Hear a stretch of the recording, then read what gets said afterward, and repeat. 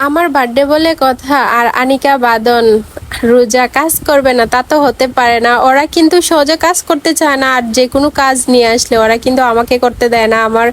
আমাকে খুব বেশি ভালোবাসি, আমাকে একটু কষ্ট দিতে চায় না। হ্যালো, আসসালামু আলাইকুম, আমি রিমা ব্লগ থেকে চলে এসলাম। আমি রিমা, আপনারা সবাই কেমন আছেন? আশা করি ভালো আছেন। আলহামদুলিল্লাহ আমি ভালো আছি। দেখতে দেখতে আমার বার্থডে তো চলে গেল, যত দিন যাচ্ছে তত বড় হয়ে যাচ্ছি, যত দিন যাচ্ছে সময়গুলো খুব তাড়াতাড়ি চলে যাচ্ছে।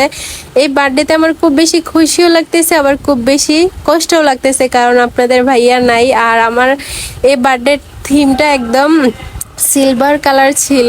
আমার কোনো ইচ্ছা ছিল না যে এবার বার্থডে সেলিব্রেশন করব বা কেক কাটবো, কোনো কোনো কিছুই ছিল না। কারণ সবাই বলতেছে যে আনিকা বাদন ওরা বেশি করতেছে যে বাবা কেক নিয়ে আসো। ওরা কি করছে, টাকা জমাইছে আমার জন্য গিফট কেনার জন্য, কিন্তু গিফট কিনতে যাইয়ে ওরা কোন আইসক্রিম কিনে খেয়ে ফেলেছে। আমার খুব বেশি আনন্দও লাগছে, আবার মন খারাপও হচ্ছে যে তোমরা এমন করলে কেন। তো ওরা ছোট মানুষ, যতটুকু বুঝতে পারছে অতটুকুই। আর এই তো আমার মেয়ের সাথে আমার প্রথম বার্থডে, আর আমার মেয়ে তো আমার চেইনের দিকেই নজর দিয়ে রাখছে, ক্যামেরার দিকে একটু তাকাচ্ছিল না। আর ওর আব্বুর সাথে যখন কথা বলতেছিলাম ভিডিও কলে, ওর আব্বুর সাথেও তাকাচ্ছিল না, আমার চেইনটার প্রতি ওর খুব বেশি নজর। তো আমার মেয়ের সাথে আমাকে প্রথম কেমন লাগছে আমার বার্থডেতে, আমি সুন্দর একটা জামা পরে নিছি, তাও এটা অনেক পুরাতন জামা, অনেক আগের। আর জামাটা খুব বেশি সুন্দর, কিন্তু ছবিগুলো তুলতে পারে নাই সুন্দর করে, আর রাত ছিল তো তার জন্য জামাটা একদম মাঝখানে পড়ে গেছে। সবাই আমাকে দেখে ফেলেছিল, দেখাই যাচ্ছিল না জামাটা।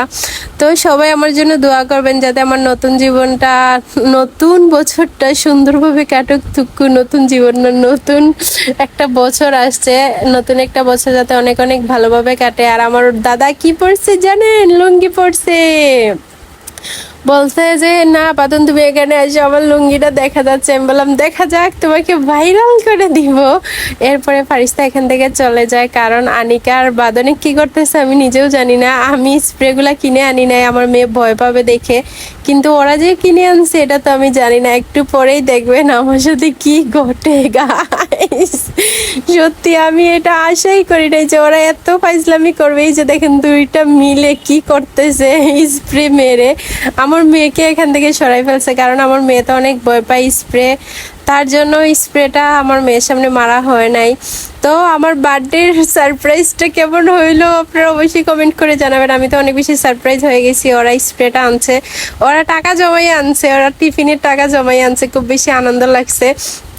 আর আমার ভাইয়ের ছেলে আমার সাথে কি করে দেখেন, ওরে আমি ছোট থেকে বড় করছি, আর ও এখন আমার সাথে ফাইজলামি করে। মাশাল্লাহ মাশাল্লাহ, কত বড় হয়ে গেছে। অনেক অনেক দোয়া করিস, অনেক কিছু যাতে করতে পারে বড় হয়ে। আর এই তো আমার মেয়ে আবার চলে আসছে, আমার কেক দিয়ে পুরো মাখাই ফেলছে।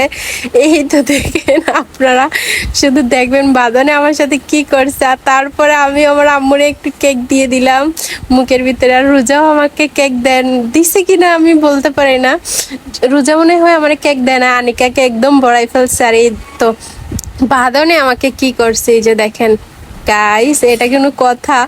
তো যাই হোক, সবাই আবার ভিডিওটা লাইক এন্ড ফলো করে পাশে থাকবেন। আপনাদের দোয়া ভালোবাসা সাপোর্ট ছাড়া কখনোই আমি এগিয়ে যেতে পারবো না। সবাই আমার জন্য দোয়া করবেন। তো সবাই ভালো থাকবেন, আল্লাহ হাফিজ, আসসালামু আলাইকুম।